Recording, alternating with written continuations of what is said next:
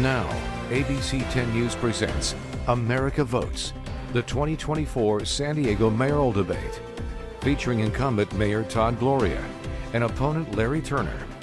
Moderated by Kimberly Hunt and Jim Avila. Good evening and welcome to America Votes, the 2024 San Diego mayoral debate. I'm Kimberly Hunt. And I'm Jim Avila.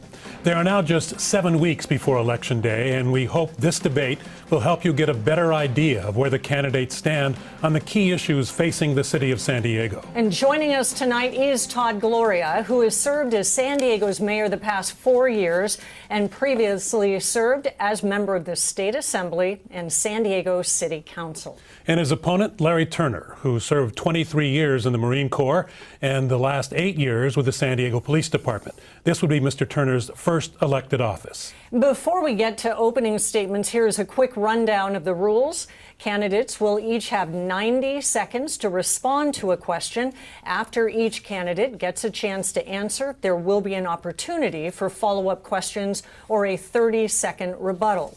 The candidates will have the responsibility to fact-check each other. We are here to provide a platform for them to give their perspectives and policy positions. There will be a 2-minute opening statement and a 1-minute closing statement. The order of those are determined by a coin flip, and that's where we begin with Mayor Gloria's opening statement. Well, Jim and Kimberly, thank you for hosting this evening. Larry, it's good to see you. When I took office in December of 2020, our city faced an unprecedented series of challenges: a global pandemic, economic recovery, political and social unrest. All of this on top of decades of inaction on some of our city's highest priorities like crime, homelessness, housing, and roads. I made the tough decisions to tackle these issues head on and put us on a better path. I've stood firm on public safety, supporting our police officers and our first responders.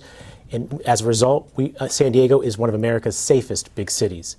I've taken our homelessness crisis seriously, expanded shelter and services, banned tent encampments, and worked to reform our state's mental health laws.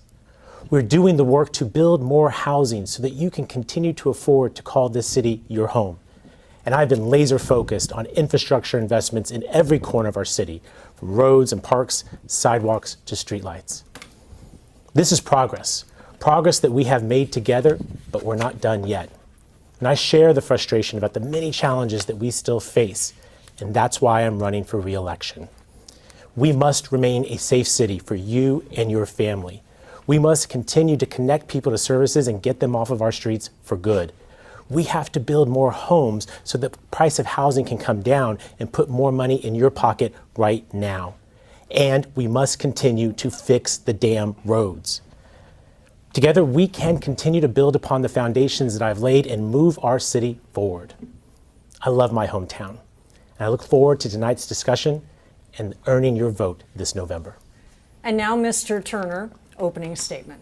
Yeah, thanks for the opportunity to be here, and thank you, San Diego, for paying attention to this today. I have served you for 33 years. 33 years, for those of you that don't know me.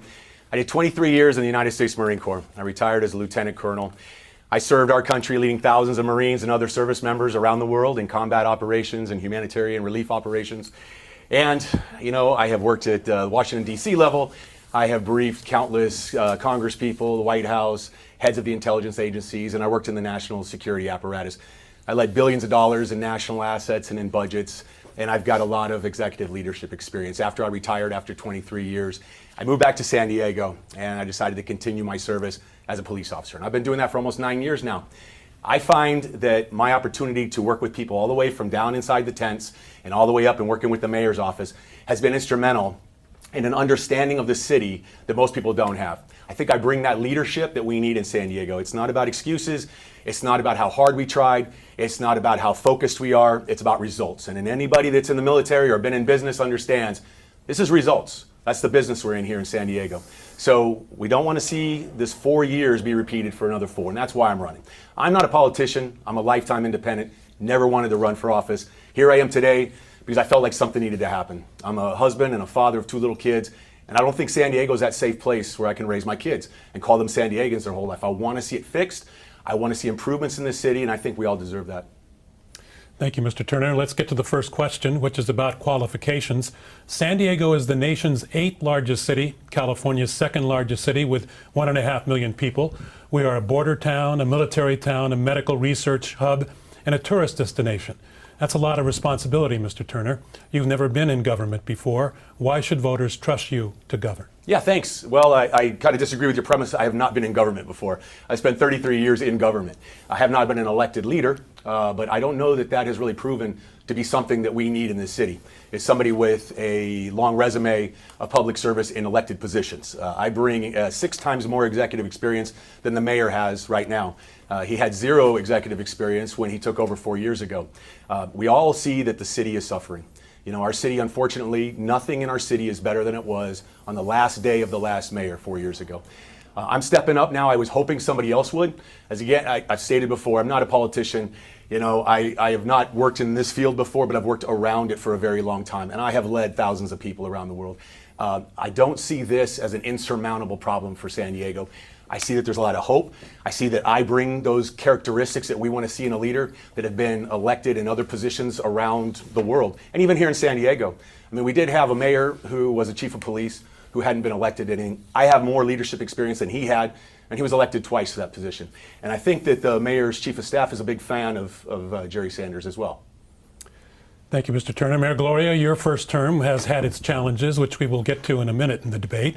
But the same question. Given the state of the city, what are your qualifications and why should San Diego voters give you another 4 years?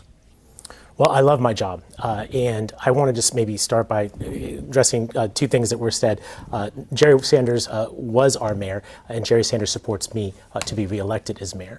Additionally, I was not without executive leadership before becoming mayor in December of 2020. San Diegans well remember the resignation of Mayor Bob Filner and the fact that I was asked to step up and lead this city for 8 months in the aftermath of that disaster. And I led our city well and helped to restore some faith at City Hall. So I bring a wealth of experience to this job, not the least of which is that I'm a 3rd-generation San Diegan. This is my hometown. I've lived here my whole life. I know every corner of this city, and that knowledge has accrued to the benefit of the people of this city as I serve as its mayor. And I think importantly, I've also built reputation and relationships in Sacramento and Washington, D.C. that have accrued to the benefit of our city. Over $1 billion in direct grants and loans to the city of San Diego from our partners at the state and federal level.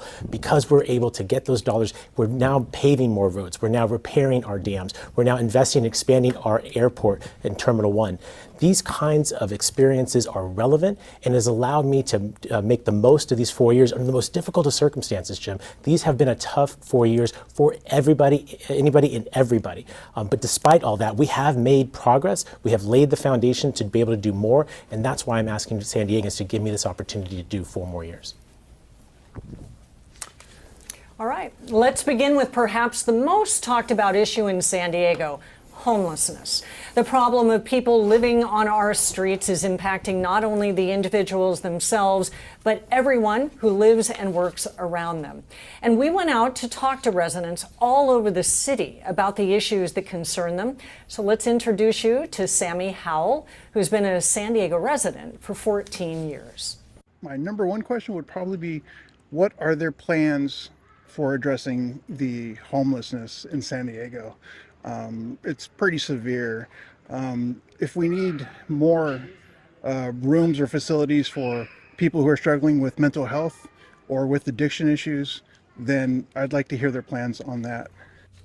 And we'll start with Mayor Gloria. You proposed a 1,000-bed shelter at Kettner and Vine, but it has come with pushback.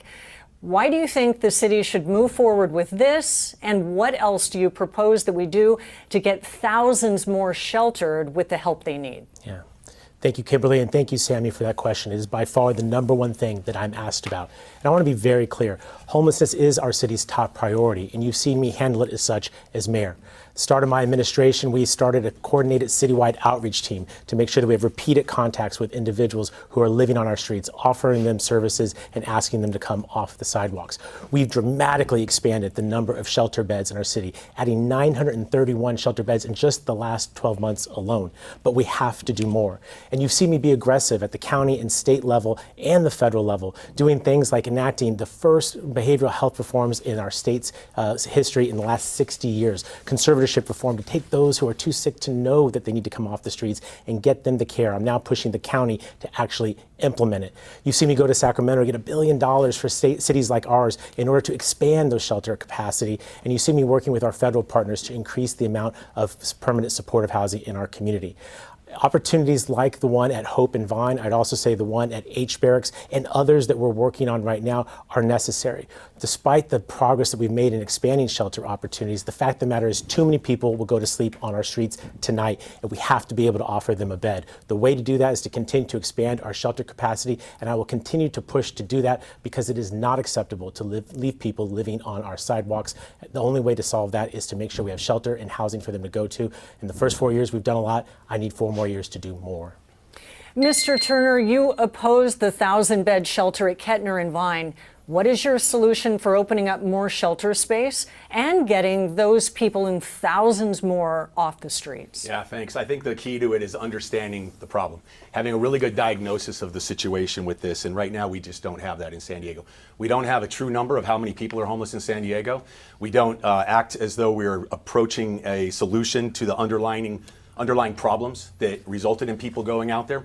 We also don't do a good job with going out and stopping people from becoming homeless, identifying them ahead of time. Part of my plan is to immediately work with everybody from the social workers, the pastors, the school teachers, and of course the property managers of the lower income neighborhoods. Identify those people who are already starting to get close to that eviction, already suffering financially. Help them out with an extra few $100. Keep them from becoming homeless. The best strategy is to avoid people from becoming homeless in the first place. Now, that's not going to deal with the people who are on the street, but that number's about doubled since the mayor became governor. And I don't know that those connections in Sacramento and the White House has helped us here in San Diego. Our problem's gotten worse, and even by his own numbers, it's 45% worse. I think it's doubled. Okay, we could argue about those numbers, but even by the city's own numbers, it's 45% worse. We talk about Kettner and Vine, we talk about some of these other solutions. You're seeing that there's a lot of solutions coming out here in the 9th inning, all right? A lot was not done over the first 3 years of his administration to solve this problem. There were some steps made, but here we are at the end trying to come up with a solution to this with a 1,000-bed facility. I don't think 1,000-bed facilities are what we need. The IBA doesn't support it. The city attorney doesn't support it. Experts in the field don't support it. Even the Joint Task Force on Regional Homelessness doesn't support it. All right. Mayor, we do want to ask you the latest point-in-count numbers. Tell us about homelessness in terms of numbers and how we get that down. Yeah, well, the point-in-time count is an annual count done in January, one day, to determine the whole year. I have strong disagreements with that federal mandate, but it's what we're given. The fact of the matter is if we change that count to include some of the solutions that we're providing, we've expanded safe parking in our city. We've stood up safe sleeping sites. If you included those into the count, you would see a reduction in street homelessness in our city. And I would disagree with what was said a moment ago. You can't put 931 new shelter beds on the streets in the last 12 months and act like we're just now starting to act on homelessness. And what he didn't answer is the fact that every homeless solution that I've proposed, from our unsafe camping ordinance to our Kettner and Vine to our H Barracks proposal, he's opposed. And that's classically the problem, Kimberly. In my experience, we propose these shelters. I was telling this to Jim the other day. We propose these shelters, people oppose them, and then you build them and they accept them. That's what we need to do more of. Thank you, Mayor Gloria. You have opposed all of the major shelter ideas in the city. Yes, I have. Yeah, I don't oppose those locations many times, and I don't oppose putting homeless people at those locations. What I oppose is his plan. His plan is a bad plan. Let's just talk about Kettner and Vine. I think for most of the people out there, they can understand that if it's a 65,000 square foot facility and there's 1,000 people in there, that's 65 square foot a person. All right, the American Correctional Association recommends more square foot per person in prisons than what he wants to put the homeless in. Also, when he talks about opportunities, doubling the number of opportunities for homeless, that's not shelter beds. So we got to be careful with the definitions that politicians use out there. When he's talking about opportunities, he's talking about a tent from a sidewalk to a parking lot. And we do have more on homelessness, so we'll get to the next question. In fact, San Diego has implemented what it calls an unsafe camping ordinance, which established new regulations prohibiting encampments in public property. We recently polled San Diegans on various topics ahead of the debate. 61% of respondents say they are supportive of the policy. Mr. Turner, is this an effective strategy for getting people off the streets, and what would you do differently to house the unhoused if you were mayor? Yeah, it's not successful. I had hoped that when it passed, they would have some changes to it, but it would just be the beginning of some positive movement in the right direction, and it hasn't changed at all. Here's my problems with it. One, the mayor requires the police to talk to each homeless person at least 4 times before there's some enforcement action taken. Okay, we already are short on police, and I'm sure there's going to be questions about law enforcement and public safety later, so I won't get into that. But we don't have enough police to contact every homeless person 4 times. This has only resulted in about 25 or 30 arrests that have been made. Not that I want to arrest the homeless people. That is not the point of it. But the only enforcement model is there after talking to people 4 times. We don't have enough people or time to do that. So what I would like to do is just one time. Here's your choice. And I have spent thousands of conversations with homeless people out on the street. You know, I'm friends with them. I text with them. I meet with them regularly. I ask them every time, what does it take for you to take my helping hand for that opportunity and go into a shelter? What do you want to see in that shelter? I've heard from them, and I'm telling you, the kind of shelters that the mayor is putting together, there's a reason that they say no. We could go into all those reasons, but it really is about talking to the customer base and about opposing some of those other locations. Most of it, the people in the surrounding community, they get labeled as NIMBYs and they're against that plan. What they're really against is somebody putting something in their neighborhood. And I know on Kettner and Vine, the mayor was thinking about it and talking to his staff about it for over 9 months before he did a press conference, and the people in that neighborhood heard about it that night on the news. Of course they're upset. Even if they like the plan, that is not the way to lead a city. That's not the way to engage the public. Thank you, Mr. Turner.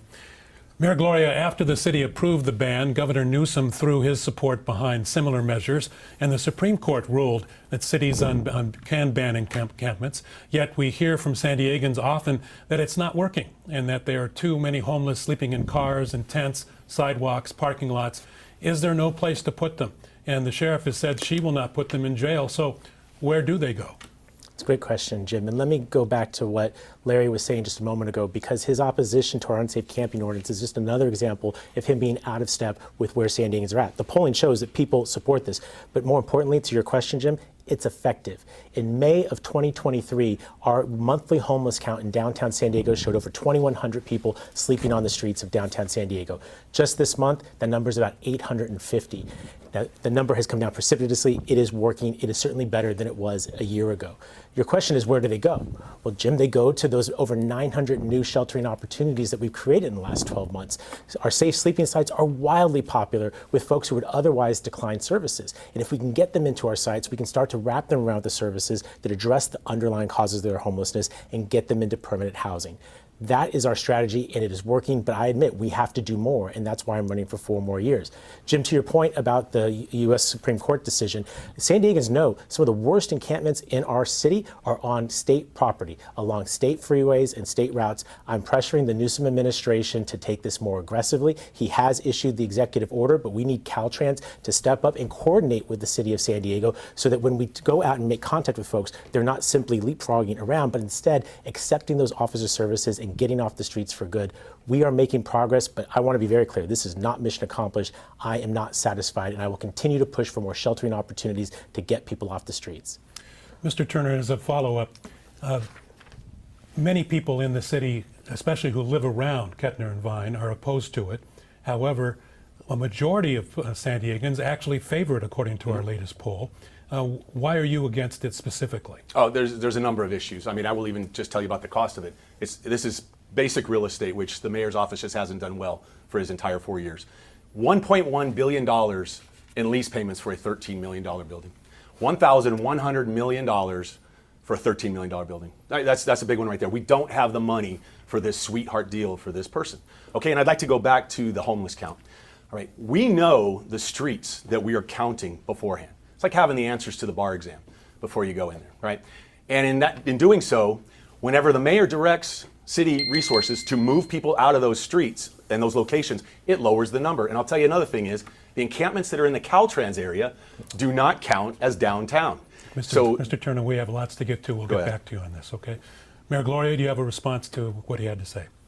Well, I would just say that that's some fuzzy math with regard to Kettner and Vine. And the fact of the matter is, we are not done negotiating with the property owner. We have not brought a final deal before the city council because I don't have a deal yet that I'm willing to propose to them. What we've done is got their input. We had a public hearing where Larry came and opposed the particular project. But at the end of the day, if it's a good deal, I'll bring it back to the city council. But the math that he just mentioned is not only reflective not of reality, but it's also really bad math. Probably not something you want in the next mayor of San Diego. Yeah, I'd like to do a little rebuttal to that, please. Thanks. Well, you No? agreed to the rules. We'll get back to you on All right. a similar subject, and you can insert it there. Kimberly? And many San Diego families continue to struggle with cost of living in America's finest city. And back to our poll, it shows this is San Diegans' top issue, followed by homelessness. And I want to introduce you to Greg Cesena. He's lived in San Diego all of his life. We asked him about his top issue. I would say the most important thing to myself and most San Diegans is housing. It's one of my most fundamental needs as human beings. What's your plan for making it more affordable? And Mayor Gloria, what would you do to help get a significant number of homes built that middle and low income San Diegans can afford to buy? Kimberly, that's a great question. And Greg, you got it spot on. This is the biggest challenge facing our city. Our homelessness crisis is merely a symptom of our affordable housing crisis that obviously gets focused on the thousands of people who live on the streets, but doesn't talk enough about you and your family and folks who are struggling to make the rent or can't foresee being able to buy a home in San Diego. How do we tackle this? Well, my administration is working hard on this. We've put in the policy reforms to actually speed up and increase the amount of housing that's being built. I've passed 2 affordable housing action packages via the City Council. And what has that done? That has increased housing production. We've also sped up the permitting of these structures. What used to take months or years is now being permitted in 7 days on average. That kind of management acuity, along with good policy, took us from 5,000 new home permits in 2022 to 10,000 new housing permits in 2023. That increase in supply will necessarily bring down the rents. And we're seeing some of that already. But again, I'm not content. I will not rest until there's a roof over every San Diegan's head at a price that they can afford. For too long, our city has underdeveloped the amount of housing that's being built. And people like Greg and others are being priced out of this city. The most effective way a mayor can address the issue of cost of living is to build more housing. My administration has made that a priority, and we will continue to do that. Thank you, Mayor. And Mr. Turner, same question to you. What would you do to help get a significant number of homes built that middle and low income San Diegans can afford to buy? Well, yeah, thanks for the question. I would just say, again, there's a lot of talk about working hard, and the results just aren't there. That's what we're all facing right now. It's been 4 years of him as the leader, and yet you're still having people ask about that. I would just tell you that we don't have a housing crisis in San Diego. What we have is an affordable housing crisis in San Diego. The mayor's plan to work with outside of San Diego developers to have this build, baby, build plan, thinking that that's going to reduce the cost of the housing, it isn't working, and it's not going to work. So while he has increased the permits for housing, that's all been market rate housing. Okay, the amount of permits that he's done for the affordable housing has been minuscule and not enough. And also, when you look at his housing plan to try to reduce the costs of housing for the hardworking San Diegans, we're looking at most of these buildings being at the 2%, 3%, 5%. We need a mayor who's going to come in and take a bold step and say 10% is a minimum, and even go higher than that. We also need to focus on our naturally occurring affordable housing. So much of that has been offered to builders to come in, knock it down, and build market rate housing there, where it used to be affordable housing for the average San Diegan to live in. Maybe some of those apartments just need a little renovation, better air conditioning, a new roof, whatever it might be. But what we're allowing now is a rezoning of the area. That person who owns this older duplex, cabanas, and apartment complexes sells it to somebody who, again, is an outside San Diego developer, comes in, realizes the value of it if he's able to demolish it and build something bigger and better. So we're losing affordable housing with this build, baby, build plan. Also, I'm a real big proponent on purchasing homes and the city doing what we can to make that happen for people. And you'll get a rebuttal right now, Todd Gloria. Well, Larry just said that he thinks it should be 10% affordable at a minimum. Larry, that's currently city law. And that's why we are producing more units at the low, very low income level. We are building some units at the middle income level, but that's my concern. We're not doing enough. And when Larry says what he says about there's no affordable housing crisis, what he's forgetting is that there are middle income San Diegans, people who don't earn enough for that market rate housing, but earn too much for that low income housing. That's where we have to stay focused, and that is where my administration is working right now to try and increase the amount of housing. Rebuttal, Mr. Turner? Yeah, whenever he talks about the lower income housing being part of different developments, what he doesn't explain to people and what's in the small print of his plan is the ability to offsite those to another location. So they can be moved up to 3 miles away from the new development, the lower income housing. So the people that don't make enough can actually be moved to another location, and it doesn't even have to be a net gain of housing. It can take what already exists out there and quote unquote renovate it, whatever that is, new light fixtures or something. And now we had no net gain in affordable housing, and the poorer people can have to move up to 3 miles away, and that still will count for that building. Thank you. Thank you, Mr. Turner. Staying on the topic of cost of living, Mr. Turner, San Diegans are struggling with more than just housing. Food costs are higher here, utility costs are higher here, the third highest in the country. Can a mayor do anything about the high cost of living outside of housing? Oh, yes, of course. I mean, you can make it a city that attracts business, that attracts people to come to the convention center. I mean, not that long ago, we just saw in that op-ed piece about how horrendous San Diego was during Comic-Con to the outsiders. I talk to people back in DC regularly, friends that come out here that want to send conventions here. They're looking to come here and they get told, don't go to San Diego, go to Las Vegas. A place out in the desert is attracting the business, not us, this beautiful city that could be the greatest city in the country by the beach. It's because of the homeless crisis, it's about the rise in crime, and it's about our joke of an infrastructure in this city. So you ask me, what can we do about the cost of living here? How about putting more green in people's pocket? How about filling the hotels? How about filling the restaurants? Every maid, every cook, every manager of those establishments makes more money under a mayor who takes those basic steps to make a city livable and attracts businesses to come here. We have people fleeing San Diego, by the thousands. And we have people fleeing all of California, really.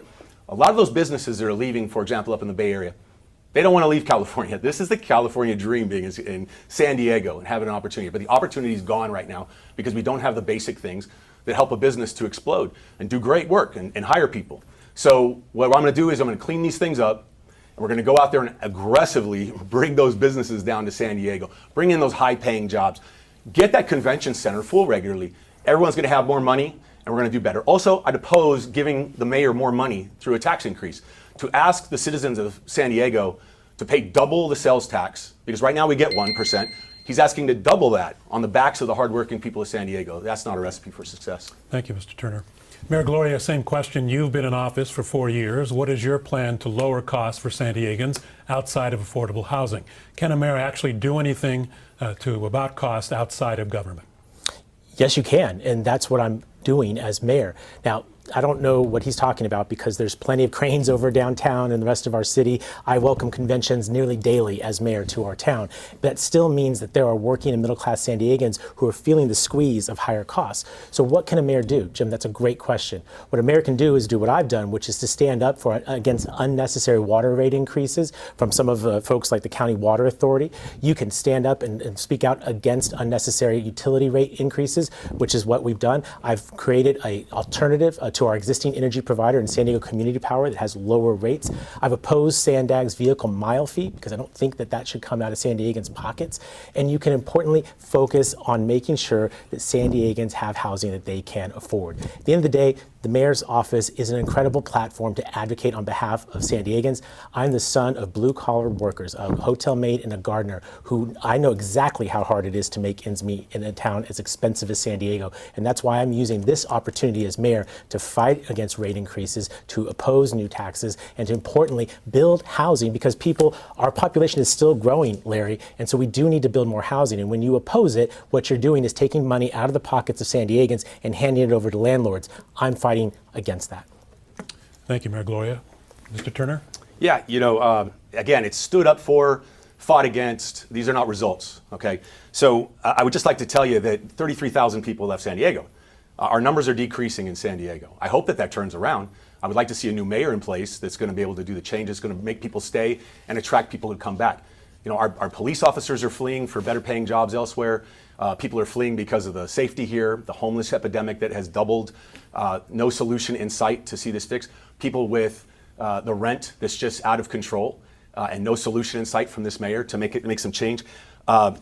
Standing up for is one thing, actually doing things is another. Mayor Gloria? Well, again, he's not talking about the everyday concerns of San Diegans. People have to sit down at their kitchen table and write a rent check at the first of every month. Under my proposal, we'll continue to build more housing at all price points and make sure that people have the opportunity to afford to live here. What I hear is a recipe for the status quo, for continuing to tell people that there's no place for you here if you're willing to work hard. We don't care, you can go somewhere else. That's not my mission where this is concerned. I want to make sure that San Diegans can afford to live here, and the best way to do that is to pursue pro-housing policies that my administration is pursuing. Let's turn now to safety. And San Diego's overall crime rate has been falling the last 2 years, yet our poll shows many San Diegans view crime as either major or a minor problem. And you both have expressed your strong support for providing San Diego police with the funding and the tools needed to keep San Diego safe. But what other measures would you take outside of increased policing to help reduce crime in our city? And we start with Mayor Gloria. There's a lot of things that I have been doing as mayor. One of the things I'm most proud of is the creation of paid internships at the city of San Diego, giving young people the opportunity to earn a wage and come work for us, help serve our communities. That program has served over 1,000 young people, gotten them off the streets during the summer break and given them something constructive to do. That's been a home run for San Diego. We're going to continue that program. Another one I'm super proud of is our Parks After Dark program, where we activate our city's rec centers on weekend nights during the summertime. Again, a key way to drive down crime in communities where we may have certain problems. And I think beyond that, Kimberly, what we have to continue to do is to invest in our police department. We have to continue to pay our officers well. We have to give them the retirement benefits that they've earned, and we importantly have to give them the tools to be successful. Many of you know I've reinstituted our smart streetlight and license plate reader program. This was very difficult to do, but I persisted and got it done. And what is it doing? In just a few months' time, we are already arresting criminals, returning stolen cars, interrupting kidnappings at local malls. This technology has been a force multiplier for our police officers. Our officers know that I support them and that I'll continue to give them the resources to do their jobs effectively. We can both prevent crime from happening, and we can make sure that we have a world-class police department that can respond to it. This is how crime has gone down 11% in my time as your mayor, and I'm not done yet. And Mr. Turner, same question. What other measures would you take outside of increased policing to help reduce crime in our city? Yeah, well, first off, I think we need to understand that crime is actually on the rise on violent crime. I don't know where he gets this over 10% reduction. If you look at all numbers, I could see where you could come up with a 3% reduction, but not something in the double digits. Everybody knows that violent crime is up in San Diego. Everybody watching this right now, you're among your friends, your family, raise your hands if you think that crime is down and you feel safer in San Diego. Nothing is safer in downtown San Diego. Even the captain of the downtown area in San Diego said violent crime is on the rise at 25%. So, I just don't see that if we have aisles being locked up, detergent we can't purchase downtown anymore, businesses shuttering and not wanting to do business in San Diego, that we should be celebrating some kind of a decrease in crime. I would tell you that right now, 85% of the calls that police go to, mainly in the downtown area, have to do with homelessness. If we can tackle the crisis that we have, that he has led to the number doubling, then we can free up the police to go and do some other things. Perhaps we don't need to have an increase in police. Maybe we'll just re-look at that after we are able to lower that crisis level of homeless. But I would tell you also, we can do this with more social worker, mental health professionals. I mean, his ideas are nice, but they wouldn't have been the first one or two issues I would have brought up. I'm talking about our psychiatric emergency response team. We need to have a behavioral health unit in San Diego PD that's able to tackle the increasing, sadly, number of mental health crises we have in the city that oftentimes police aren't the best ones to handle. Additionally, social workers. We need to go out there and bring more of them into working with the police. Thinking of policing in the year 2024 shouldn't be like the old Adam 12 1950s and we've just duct taped and bubble gummed onto that plan. Thank you, Mr. Turner. As of a couple of days ago, Mayor Gloria, violent crime is down 7%, property crime down 10%, but there is a perception that crime is up. What is your rebuttal in 30 seconds? Yeah, I mean, very quickly, that's exactly right. These are not my stats. These are the police department that he works for stats, as well as the FBI stats. So that's, I think, what should be said. I think beyond that, that impression of crime going up, one of the best things that we can do right now, and I'd ask San Diegans to support Proposition 36 on the November ballot. This will restore some ability to take the sickest and most addicted in our community and get them into rehabilitation. This is something that I and other mayors across California are supporting. I think it's an effective way to address the kinds of things that you see right now that are frustrating you. There's so many of the consumer products locked up in our stores. And a rebuttal, Mr. Turner. Yeah, I would just say that the numbers on crime, they are fixed by the fact of people not calling in the crimes anymore.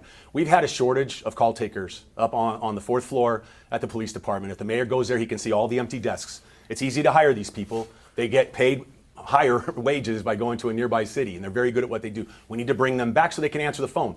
Many people reach out to me. I'm a community relations officer with the police department. They say, Larry, I'm on the phone all the time on hold, and I just hang up. I got to run a business, and I got to wait on hold for more than a half an hour to get through to police. They don't call in the small crimes anymore. And I'm going to tell you that the homeless are suffering out there on the street. They don't call in either. So it's a huge problem with underreporting. Thank you, Mr. Turner.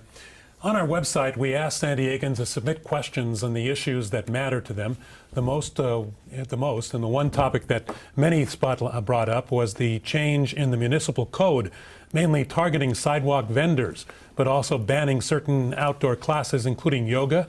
Mr. Turner, do you feel this ban is necessary? And if not, what changes would you make to it? Yeah, I would start from scratch on this all over again. It was made incorrectly from the beginning. It was an attempt to go after some of the hot dog vendors that were downtown.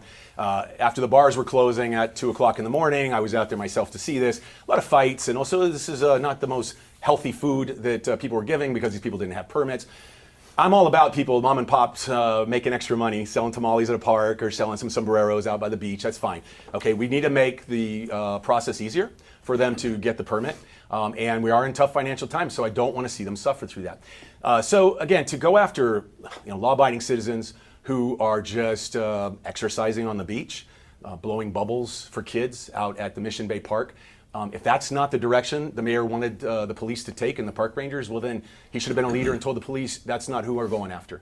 But we've seen this on the news for a long time and I haven't seen it change. So that makes me think it's coming from his direction. If we're giving tickets to people exercising on the beach and at Balboa Park, and we're giving tickets to a veteran who's out, he's a disabled veteran, blowing bubbles for little kids out in the park because he's quote unquote polluting, that's not the kind of city that I really want to live in. Now that said, we do have to have a little bit of a say in the number of the size of these classes. We can't have 400 people out at the beach. But I think that we can have a conversation with the people that are doing this. That's part of the joy of living in San Diego. Let's bring some joy back. Make it fun to be here. I mean, who wants to live at the beach where you can't go ahead and do some exercising? I remember during COVID when the mayor was having the police ticket people for watching the sunset. I remember he had police officers ticketing people for throwing a football while they were walking on the beach because you couldn't be engaging in a sport. Thank you, Mr. Turner. Mayor Gloria, the same question to you as mayor. Some feel that the ban is overkill, that perhaps it's gone overboard. Do you feel that the ban is working? And if not, what changes do you plan on making? Well, Jim, here's the thing. And my predecessor would not engage on this issue.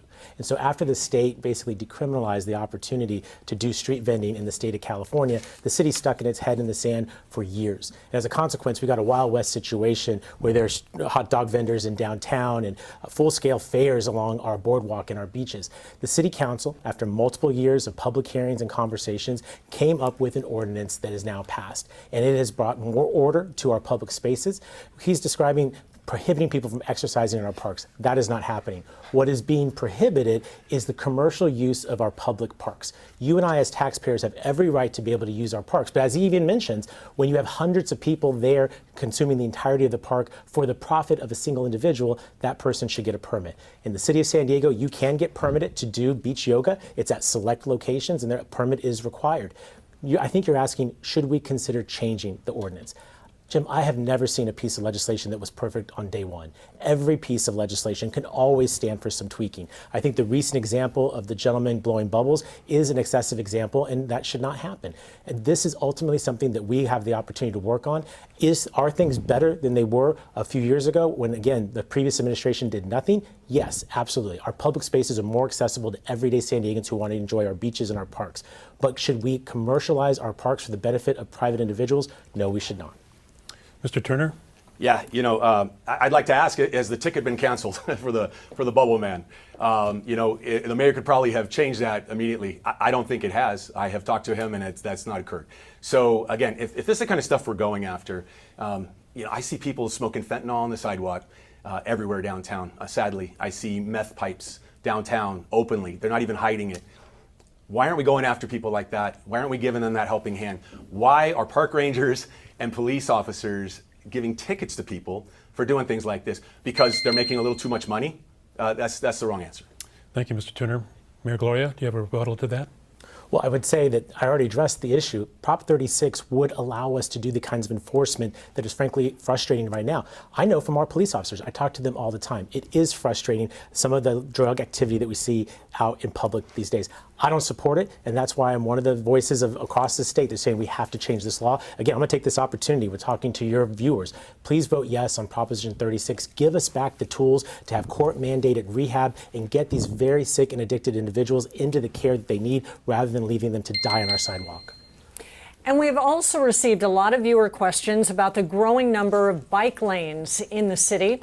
And they tell us that they're not seeing them being used very often and streets are losing parking spaces. We begin with Mayor Gloria. You have said these bike lanes make our roads safer. Do you support continuing to install them in our current fashion? Yes, I do. As your mayor, my first and most important responsibility is to keep you safe. And right now in our city, too many of our cyclists and pedestrians are getting hurt and killed because our current infrastructure does not support all modes of transportation. Ultimately, making streets safer is a benefit for absolutely everybody. And we are currently building this network. You know, we're Southern California, we're used to cars. We're making a transition right now, and we're building a network piece by piece. Where we have installed these bike lanes, it has been very positive for the community. I'm thinking about on Pershing through Balboa Park, along 4th and 5th Avenue, where we see thriving small businesses that are able to be accessed safely by all users in our community. This is a work in progress, and it is important for us to do it, not just to keep San Diegans safe, but to meet some of our very important climate action plan goals that require us to try and envision a future where San Diegans have choice. And that's where I'd want to end, Kimberly. I like choices. I think you and your viewers do as well. And right now, for too many San Diegans, the only choice to get from A to B is their car. My vision for San Diego is one where you can walk safely, you can bike safely, you can take high quality public transit, and yes, you can take your car if that's what you choose. Right now, our current circumstances is one where there's not really that choice, and importantly, if you take one of those alternative options, those options are not safe. I will always make the choice to make sure that you are safe, you and your family are safe, and that's why these installation of this infrastructure is very important for our city. Mr. Turner, the same question to you. Do you support continuing to install bike lanes throughout the city? No, I don't. And I'm glad he was really honest about the yes, I do, that he wants to continue doing this. I would tell you that we do need some bike lanes, safe bike lanes. Many of these that have been built are unsafe. I would tell you from the bike riders that I know, I've only met one that really enjoys these bike lanes. I have seen as a police officer the vehicle versus bicycle fatalities in some of these built, quote unquote, safe bike lanes have increased. This is not a safe program for San Diego. We can look at countries like Denmark and all these other places that are flat and they're smaller than San Diego, and bikes make more sense there. If you want to ride a bike in San Diego, we can have bike lanes in the right places. But I would just tell you what the biggest thing, and again, with the Kettner and Vine issue, there's a problem here with this mayor's administration, and it is talking to the people ahead of time. Just recently, the Imperial Road section that they want to do, the bike lanes, hundreds of mom and pop restaurants and little shops along there. None of them knew that it was going to be done. They hadn't been engaged first. They're investing in this small, family-owned business, trying to make ends meet, and they don't even know until there's A-frame signs saying don't park because construction's coming. They're going to go out of business, many of them, because the community wasn't talked to about where these are going to be put. Same thing in Hillcrest. Number of businesses aren't having parking there anymore in front of their stores. And I would just tell you, if you're talking about the environment side of it, I'm going to tell you that when we get rid of lanes, the number of cars have not decreased. You're allowing for more cars emitting more emissions while they're waiting in more traffic, and they're driving around longer looking for parking. We're already ranked the worst city in the United States for parking. This is just adding to it. And Mayor Gloria, in 30 seconds, safety, public input, rebuttal. Yeah, I mean, that's just not paying attention, Larry. We have a sustainability and mobility department who personally goes out and works with these communities in advance of the installation of these facilities. And importantly, I think his answer tells you everything you need to know. He is not going to be a mayor that's going to keep you safe. He is going to be content with the status quo and allow you to go about your day in a situation that is unsafe. I will not be that mayor. I will do whatever I possibly can to keep you and your safe and to give you more choices on how you get from A to B. Mr. Turner. Yeah, I would just like to see the statistics that he's coming up with, that these bike lanes have reduced bicycle fatalities. They haven't. They have increased, especially on the roads where they have put them. So again, please go and look at that. And if the answer is that the people just need to listen to the city more, I'm just telling you, there's people out there suffering. They're working 18, 20 hours a day, people working 2 or 3 jobs, and his answer is they need to listen to the city. You need to get out there and engage with them. I'm trusting them when they tell me nobody came and talked to them. If somebody in his administration is saying they're doing that, well, they're not.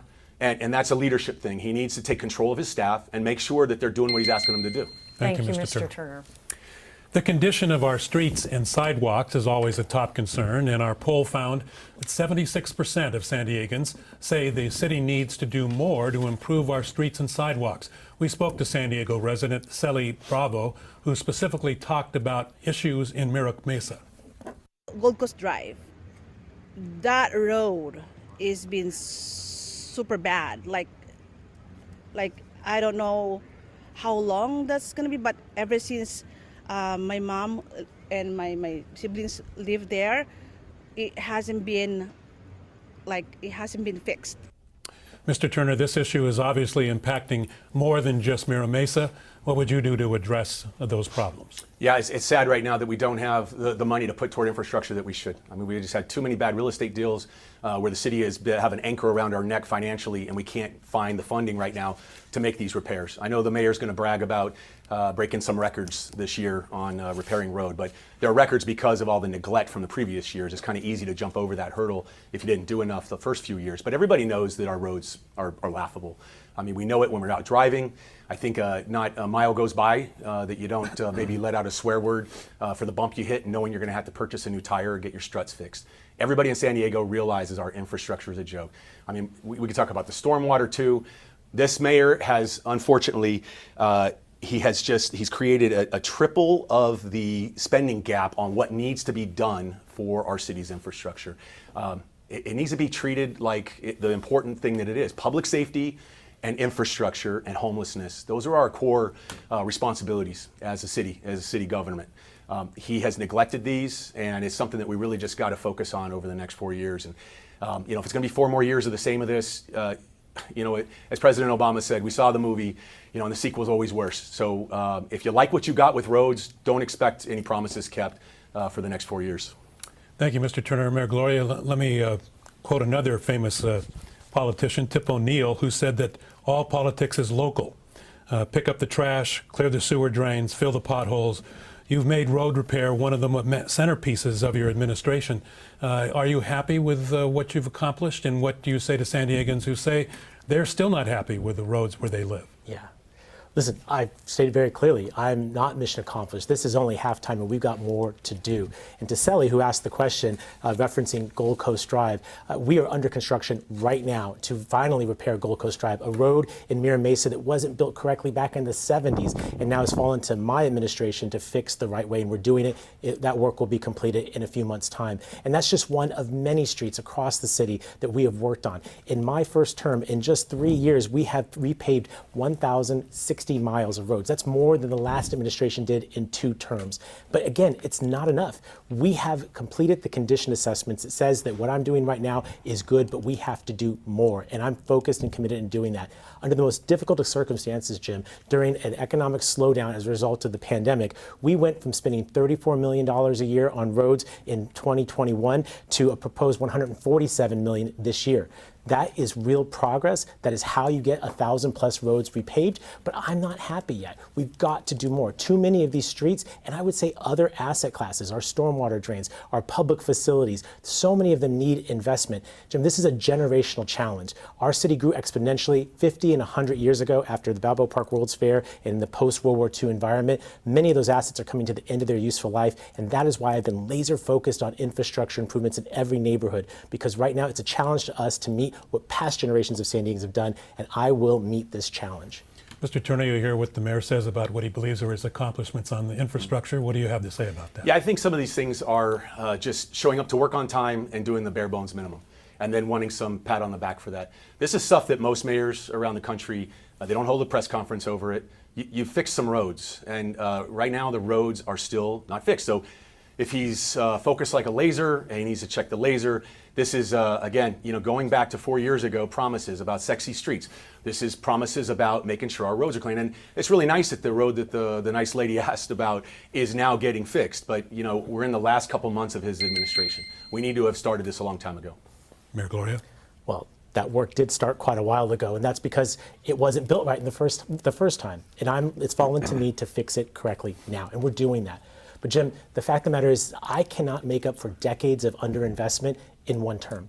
It's going to take a consistent approach to this challenge, and that's why I'm running for re-election. I like the direction we're going in, but I'm not satisfied yet. And I will be the mayor that continues to push on this issue because we have to fix the damn roads. San Diegans are rightfully upset. Their mayor's upset. We're going to combine together to get the job done. Thank you, Mayor. And let's shift to an issue that really impacted those in some of San Diego's underserved communities, the January floods. Mayor Gloria, let's start with you. Did the city fail by not clearing storm drains and culverts prior to the storm? And what else will you do to keep it going in the future? So let me be very clear. What happened on January 22nd was a tragedy. And what we did was immediately recognize the challenge and get to work on making things better. I immediately declared a state of emergency and sent city crews in to begin the work of helping neighborhood residents to recover. We worked hard to get a FEMA designation from our vice president and from the governor that has helped to actually allow some of these families to recoup some of their losses and to rebuild their lives. I worked with the county of San Diego to create a $7 million relief fund to help these same individuals. And going forward, we have cleared the channels, and I appropriated more money in this year's budget to do even more storm clearance this year. I've also been working with Assemblymember David Alvarez to remove some of the bureaucratic hurdles that are put in front of cities like ours in Sacramento so that we can keep these storm drains clean. This is an enormous challenge. I recognize that this is work that has to be ongoing. And the fact of the matter is that the storm drains in those communities, for when anticipating a 1,000-year storm, something that was not forecasted that day but did in fact happen, requires us to make a multi-generational investment in that neighborhood. Working with the Biden-Harris administration, the city has secured over $700 million in repair funds that we are deploying into those communities as we speak. That will make the long-term fixes that are necessary to make sure that something like this, if it happens again, will not be as severe. There are a lot of lessons to be learned from January 22nd. My administration is learning from those lessons, and we're implementing those lessons learned right now.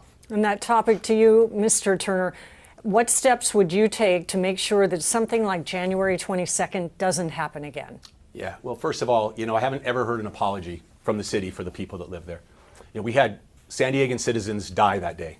We've had thousands of people displaced, and there's never been an apology. It takes a lawsuit by the people for the city to start doing the right thing. And unfortunately, it's going to cost the city a lot more when that happens. We're going to end up buying lawyers, boats, and airplanes in the process instead of just helping the people like we should have. It kind of makes me a little angry to see San Diegans suffer like this and a city delayed in their help to the folks that are out there. Even now, we've got 1,000 people who are still not housed at their home. And I just went to a meeting with the community, I think it's been 2 weeks ago now, where they were being required to pay for permits to have their house fixed by bumbling government mistakes. We had full-grown palm trees in those canals that for decades, people in those communities were calling in about. One of my good friends says he called in and a person in the city said, well, why do you care so much? It's because it's their neighborhood. We're forgetting about some of these, what they like to call underserved or underprivileged neighborhoods.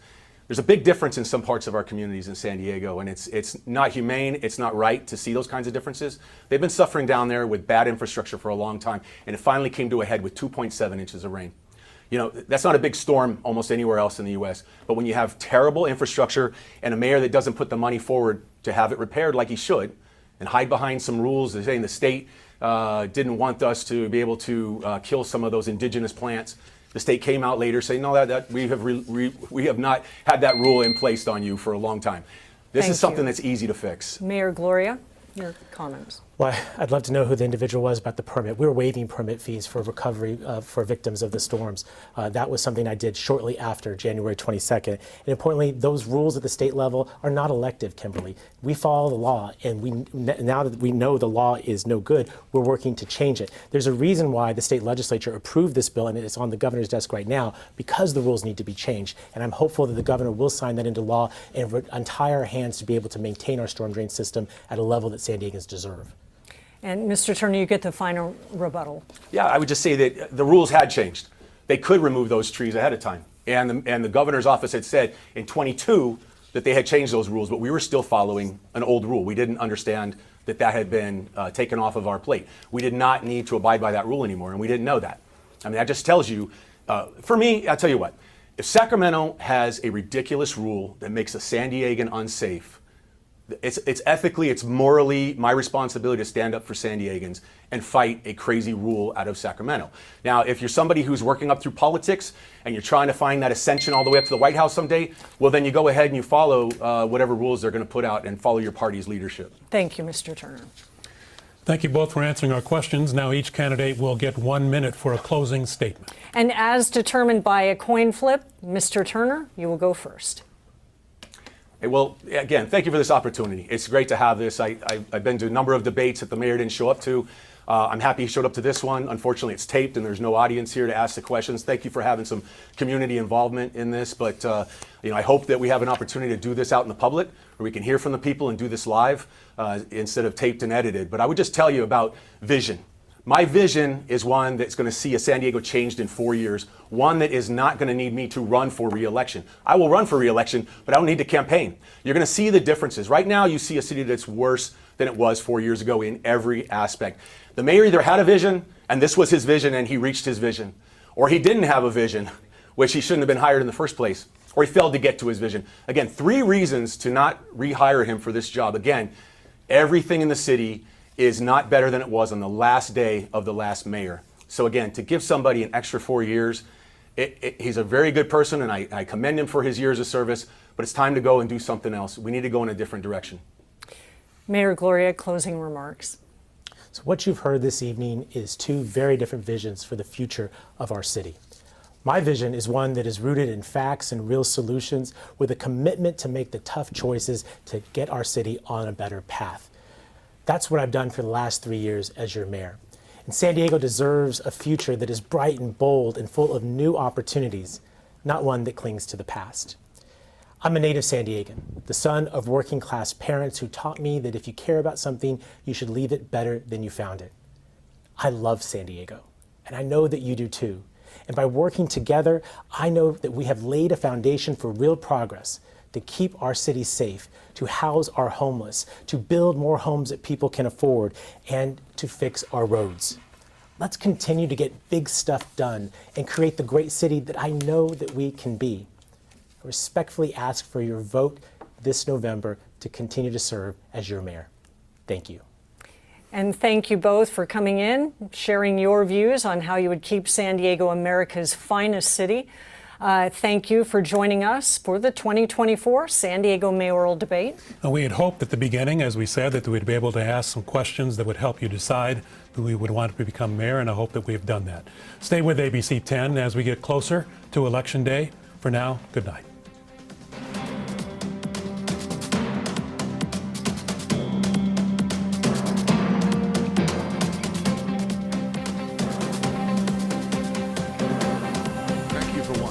America Votes, the 2024 San Diego mayoral debate. For more information regarding the November election, go to 10news.com/AmericaVotes.